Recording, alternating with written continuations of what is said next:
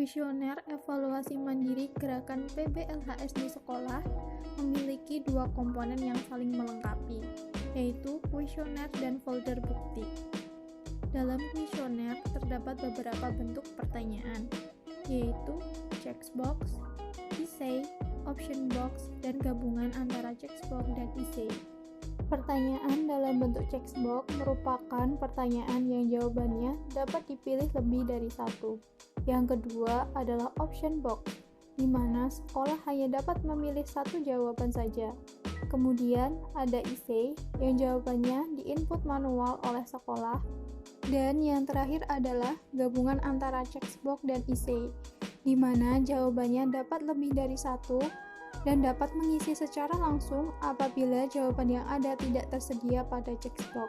Pada folder bukti, terdapat 16 subfolder untuk menempatkan bukti kegiatan yang dilaksanakan sekolah sesuai dengan standar yang diminta. Misalnya pada folder konservasi air, di mana di dalamnya terdapat folder jenis-jenis kegiatan yang dapat sekolah laksanakan. Kuesioner evaluasi ini mengandung makro yang perlu diaktifkan terlebih dahulu. Caranya adalah dengan membuka Microsoft Excel. Setelah terbuka, kita klik menu File, kemudian pilih Option, dan klik Trust Center. Dilanjutkan pada pilihan Trust Center Setting, dan pilih menu Pengaturan Makro Setting. Pada menu tersebut, kita ubah dari disable menjadi enable all macros. Kemudian klik OK.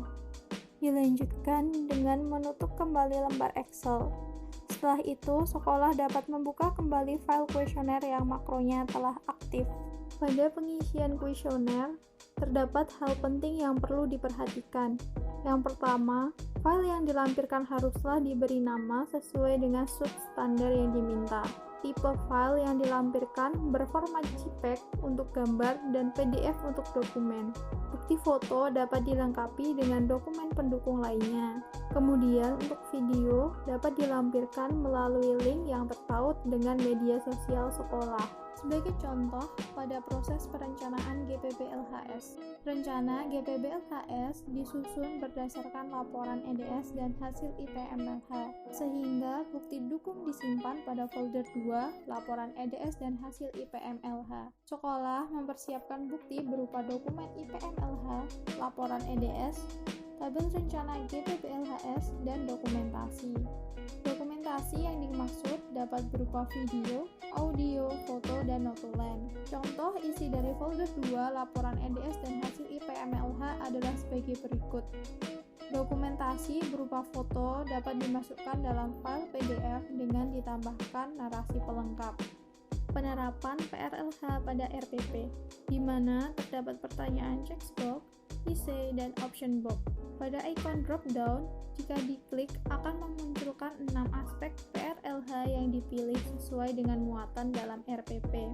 Kemudian dilanjutkan pada RPP lainnya yang memuat aspek-aspek lingkungan hidup.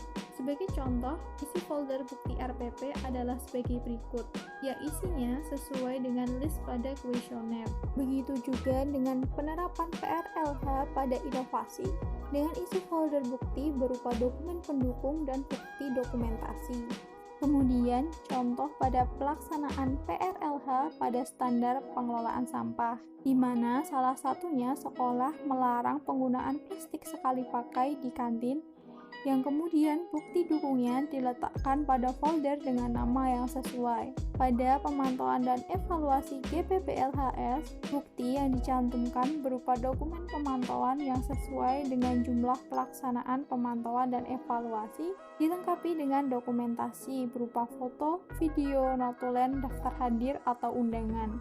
Pada sheet keempat kuesioner terdapat sheet cetak resume. Sekolah dapat melihat nilai capaian yang diperoleh. Sebelumnya, kita perlu memilih tingkat adiwiyata sekolah. Setelah itu, klik ikon ambil nilai dan alasan penilaian. Setelah itu, nilai akan secara otomatis muncul disertai keterangan apakah sekolah lolos atau tidak dari tingkat adiwiyata yang dipilih.